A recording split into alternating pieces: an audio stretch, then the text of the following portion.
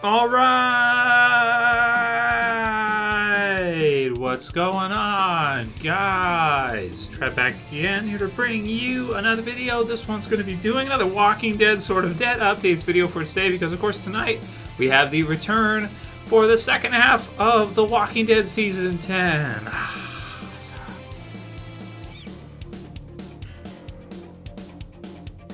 Alright, awesome stuff. So pretty excited for tonight's return episode for The Walking Dead. If you guys have already seen it on premiere, that's cool. Everybody basically had said that we should pretty much stick to Sunday nights for the reviews and the videos and all the usual stuff for Walking Dead because that's what we've been doing for so many years, so that's what I'm going to continue doing. And we'll just do this video kind of today. Most of the stuff in it is related to other stuff about Walking Dead, like Chandler Riggs describing how he felt when Andrew Lincoln left The Walking Dead. He also has got a cool one here about when he found out about it. It sounds like Andrew Lincoln told him that he was going to be leaving maybe just before they did their final kind of scenes for Carl, like just before Carl was killed off. Maybe he let it slip, so we'll get into that. And then there is one that's, okay, so that's on the good side of stuff. On the serious, real-life side of stuff, which I was going to do a whole video on separately, but I decided, okay, let's not do that because I don't want to give too much kind of credence to it or spotlight it too much. But somebody Lucilled somebody in real life, and I'll put the link in the description so you guys can read about it if you want to. So we'll get into that one after. That one's really brutal, not cool at all. I'm not going to make jokes about not cool that shit is because serious. But the victim didn't die. It sounds like they have severe brain damage though and can't walk. So we'll get into that in a minute.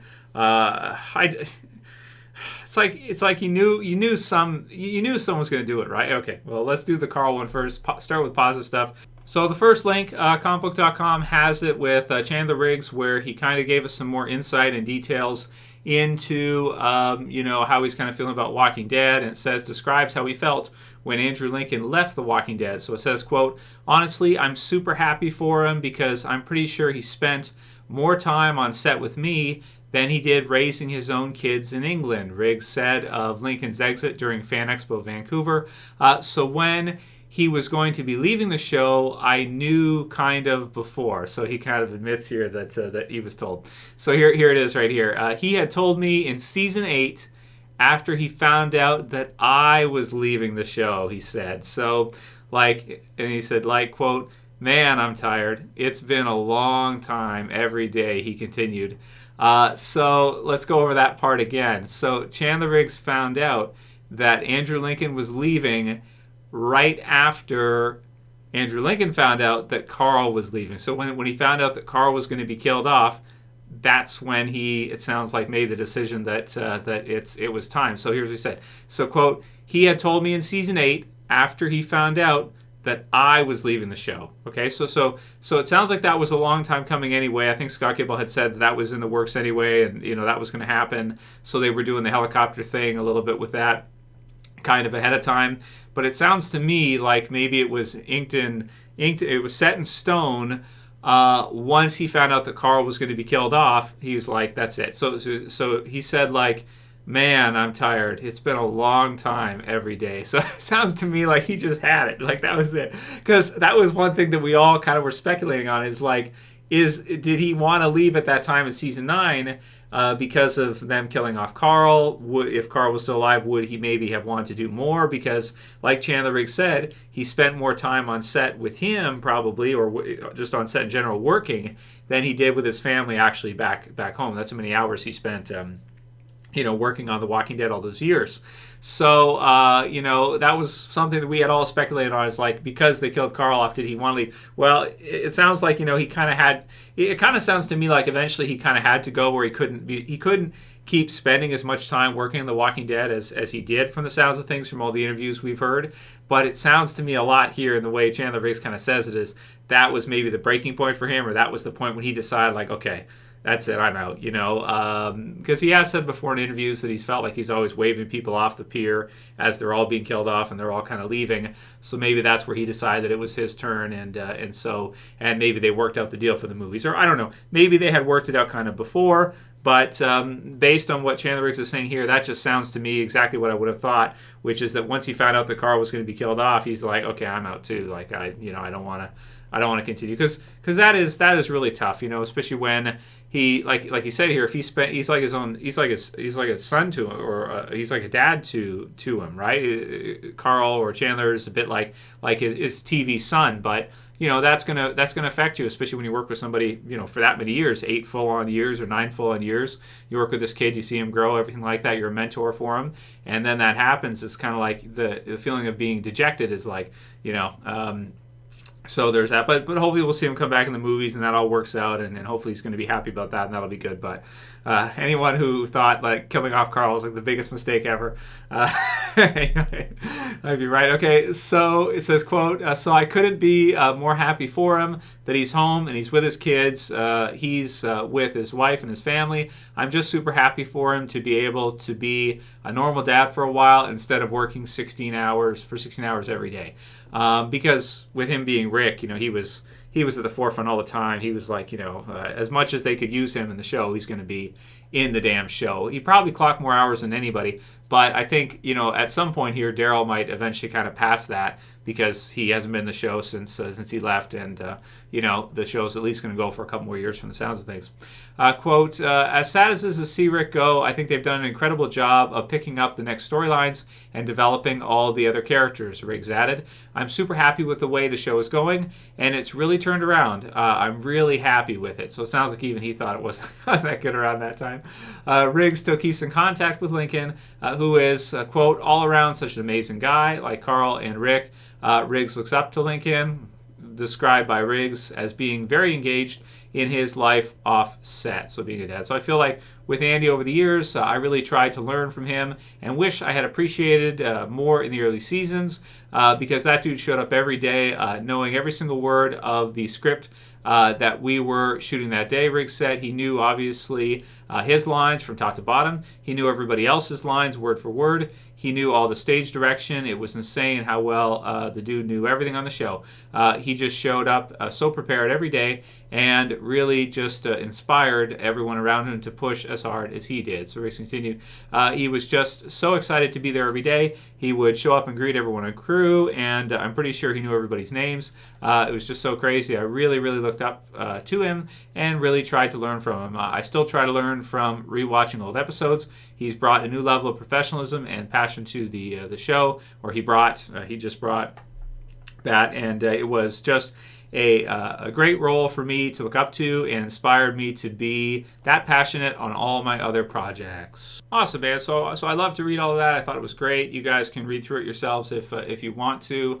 Some really good insights there about, kind of when he had found out about Rick wanting to leave, and possibly, the possibility that Carl being killed off at that time in season 8 may have had an effect on Andrew Lincoln like that. It looks like, well, yeah, it did. Whether or not he was going to leave anyway, it remains to be seen. Whether or not that would have happened just the same way anyway remains to be seen. But there it is for you guys. You can leave your comments below on what you think. So I guess we'll go from that to one of the darkest ones that will probably, definitely not something to joke about whatsoever, which we'll just briefly go over. I was going to, like I said, do kind of a video on it by itself, but I don't want to kind of spotlight it too much. I kind of figured something like this would happen eventually, that some maniac would be kind of, I guess, inspired by Negan or the character in Lucilled to do something like this. So it says, so we'll read through it first, and then we'll give our thoughts. And by the way, this also happened with Game of Thrones. I think in the States, somebody impaled somebody with a sword. Sometimes people just get, I don't know, maybe they get too into it or something, or I don't know. This one just sounds, it's like, and then a lot of people want to blame the entertainment for it afterwards. Say, well, the entertainment's too brutal. It's The Walking Dead's fault that this happened or whatever. It's kind of like, absolutely not. I mean, there is so much stuff out there, and the market gets what the market wants. If the kid's going to play this video game and it's violent, and that video game didn't exist, he just play this video game over here instead. If Walking Dead TV series wasn't on, or comics, he would have done something else. They're looking for a way to expel their, insanity and angst on the world. Extreme male aggressiveness, right? So this is what it says here. So it says, Maniac gets 8 years for bludgeoning teen, Walking Dead style, celebrating with a viral dance. So, and it shows pictures of his, it's so not cool, man, because like this is something like for all of us, right, who like The Walking Dead, who really love The Walking Dead, who like, I guess, Negan as a villain, right? So not somebody that they've kind of made us sort of sympathize with him over time now. But certainly when he comes on, he's just a full-on villain. You know, he's killing people in front of others, and it's brutal and everything like that. So what I hate so much about this, and I felt like I should at least give my thoughts on this one, is because that was such a pivotal moment for the Walking Dead television series. It was the most exciting kind of setup, or the biggest cliffhanger in TV history probably, or at least for Walking Dead fans it probably was. And for him to do some of this in real life, based on some of the we love and appreciate, like, that tells me he's not a fan, because you're hurting somebody so bad, the person sounds like almost died, and like, it's nasty, right? So they've got a picture of his bad, whatever. This is just so stupid. So it says a Fortnite-obsessed British maniac who used a Walking Dead-style bat to smash a teen's skull has been sentenced to 8 years behind bars, according to a new report. Then they go into his name and stuff. Is accused of bludgeoning a 16-year-old boy with a baseball bat covered with nails. So it's not barbed wire, it's nails. And then he wrote Lucille on it, which is like, just like the one used by the villain Negan in the zombie apocalypse TV show The Sun reported, following the bloody November 2018 assault, which I don't remember if I heard about this earlier. I guess maybe it's kind of making news now because there's a sentencing going on. Callously did a floss dance made popular by Fortnite game, repeatedly swinging his arms with clenched his back and body and to the front, according to reports. I don't know, some kind of Fortnite celebration dance or something like this. Full-blown psycho, right? In real life. So, was ordered to serve an 8-year sentence on Thursday in connection to the attack, which left victim with brain damage and only able to walk with the aid of a frame. He pleaded guilty to grievous bodily harm with intent at previous hearing, according to the report. The victim's mom told the court the incident should be a wake-up call about the impact of violent video games and TV shows, the impact they can have on young people. So, and then it goes on a little bit more, and you guys can read into the rest of it if you want to. And then it says, I would like the producers and creators of such programs to know the influence the content has on immature minds. Yeah, son serving a life sentence, and doctors, so from the victim's family. So, okay, read it through if you guys want to. There's more there. I can't really read it through too much more, but like I said with the Game of Thrones one, this is something. It's like a filter, and then they want to blame. Like I said, they want to blame the entertainment. But here's the thing. Okay, nobody ever said Walking Dead was something that minors should be watching or anything like that, or Game of Thrones, for example, because that's similar in terms of fashion and sometimes even more brutal than Walking Dead is. Even the first season with Ed Ard and stuff, it's more brutal, I want to say. Basically, to understand the psychology behind it, I would say anyway, at least in my opinion, is that these people who are like this, whatever kind of home they come from or whatever their developmental situation is, they're going to do something like this, right? Is it fair for you to blame the entertainment for what the person chose to do? That's like a superficial part of what's happening. The underlying drives and the underlying things that are happening. The entertainment is very superficial. If you look at, for example, WWE, for example, they've been putting since probably the 80s or the 90s, kids don't try this at home because they know that the kids are going to get kind of influenced by it, and maybe they'll go try wrestling moves on their brother, whatever, this kind of thing. If someone at a certain age of 18 or whatever is looking up to Negan as a possible potential male role model in their lives, this is definitely not the right character to look at. That's for certain, even though he has charisma and things like that, which is kind of how ahead of time. I think I've even said in videos before, like, jokingly in a way, but don't do something like that in real life. But I kind of knew in the back of my mind, like, I kind of figure like eventually some crazy person's going to do that, like some crazy person's going to do it. I guess we should all just be grateful in a way that he didn't have some firearms or serious firearm that he could have gone around and shot up the place, because that's very common as well too for people in that age category, for males in that age category to do that. I'm not going to say it's only males. Rare occasions you can have a female that's that aggressive and just goes AWOL and decides to do that. But it's just a case of extreme male aggressiveness in this case. And yeah, so I don't think you can blame, and also to take away from us something that we do enjoy and something that we do appreciate, we do have a lot of fun with, but we can clearly separate the line between entertainment and and real life. And for those who are just looking for a way to kind of hurt others due to some kind of sadistic drive they have or whatever, or take out their angst on the world, that just becomes kind of a creative, I would say, a creative outlet for it. So same as is Fortnite to blame because he does the same celebration dance that they do in the game. I've never played the game personally myself, but like I said, even if Fortnite wasn't there, it'd be some other Call of Duty game or something like this that he would have done instead, that would have, like a filter on up through, that he would have probably done the stuff he was doing with anyway. So brutal stuff, but I don't think it should affect the way we kind of see The Walking Dead or anything like that as fans, because do I think if The Walking Dead never existed, if it was never a TV series and they never did that, would he then not have gone out and hurt people? No, I think there's obviously something serious going on there, and he's going to do something like this, and it's just one kind of method that he chose to kind of use to expel that whatever was actually going on underneath the surface, right? This is the way I'd say it. So if Michonne's got Lucille in the second half or whatever, it's like, none of us are responsible, and the producers of the show and whatever, you can try to pass blame on them if you want to, I guess. They're not responsible for what some psycho kid, decides to do. And like I said, if Walking Dead never existed, he probably would have done pretty much the same thing, just maybe with some other kind of weapon or something like this, or some other kind of thing, in a similar kind of fashion. But let me know what you guys think about that one below.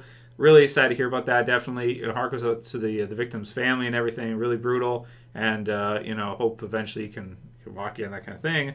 And I can't believe we only got 8 years. That's not long. You want to feel like that's not long enough. Should be longer, but I don't know. Let me know what you guys think about that one. Anyway, let's continue. There is a new kind of teaser for The Walking Dead World Beyond, which is kind of like some color and stuff like this in it, which it just makes me think like Walking Dead World Beyond is like, it's like Stranger Things of Walking Dead, right? It's basically what it is. So, and I think that's right. And it's now saying on it a 2-year limited series. So they, at some point here in the production of it, it sounds like they decided that they're going to do just a 2-year release like we've found out before for World Beyond. And we'll have to see how the first season is and whether you guys like it or not. But I guess if it's only a 2-year kind of series, then it's not that big of a deal. Because even if you don't, it's only limited run anyway, and I guess you don't have to watch it if you don't want to. Just a couple of comments for today. Looks like a lot of you guys like the All Right video, the All Right kind of compilation video, which I thought it was kind of fun. I just threw it together real quick because I thought it was a good idea, and I released it. Mega Stevens said, "I've been waiting for this for years." Laura Butler said, "Next T-shirt." Yeah, so that's a good idea, right? Next T-shirt should be an All Right T-shirt. So I like making the T-shirts. It's fun, even if hardly anybody buys them. It's just fun to just to have them and stuff. And I can wear them during videos and stuff, and wear them with pride and stuff. It's fun. And I appreciate all you guys who do get the T-shirts. So maybe I'll do an All Right T-shirt. I think that makes sense. Good idea, Laura. We'll see about that. Joey Marie 79 says, "So apparently episode 15 is called The Tower. Do you think it's in reference to a potential tower death? Deep down, I was hoping they would skip over that." So I think it probably is, but they'll probably switch it, and it'll probably be for someone else. Like they'll switch out the character. I would think. That's what I would expect to see. But that might mean if episode 15 is called The Tower, maybe the Whisperers will continue next season. So maybe they will not be resolved fully by the end of this season. And I guess there's probably more content there too to kind of stretch it over. But we did know that Maggie was returning, so the Commonwealth has to be involved somehow. And then we'll see if the Whisperers are kind of still as big of a threat as they are. Because also there's the kind of a no way out situation where they, in the comics, they walk in the zombie herd into Alexandria. So we got to see that as well too still. So that might be close to the finale or the end of the season. So stretching out a little bit though, but not too bad, because if you think about it, the first half was like didn't contain that much comic stuff. Negan and the Whispers a bit, but they're getting their mileage out of it, which makes sense considering the comics have limited runway now anyway. Ari Ch with the last one says, so we need some sex in The Walking Dead. It's been too long. Last I remember was Abraham, Rosita, Maggie and Glenn, and Rick and Michonne. So you might get that. People who've watched it, you already know. You've probably already seen it. But the rest of us will get to see it tonight. So anyway, that's it for today's video, guys. I hope the middle part wasn't too much of a downer. I like the first one, so we got a little bit of duality in this one, a little bit of light, a little bit of darkness, and so it's what it is. But let me know what you guys think, and be excited because it is return for episode tonight. And love Walking Dead, love the series, and I don't think it should be held accountable for what individuals who are responsible for their own actions do. That's it for this one. I'll see you guys again soon for another. As always, it's Trav, and I'm saying peace later, guys. See you soon.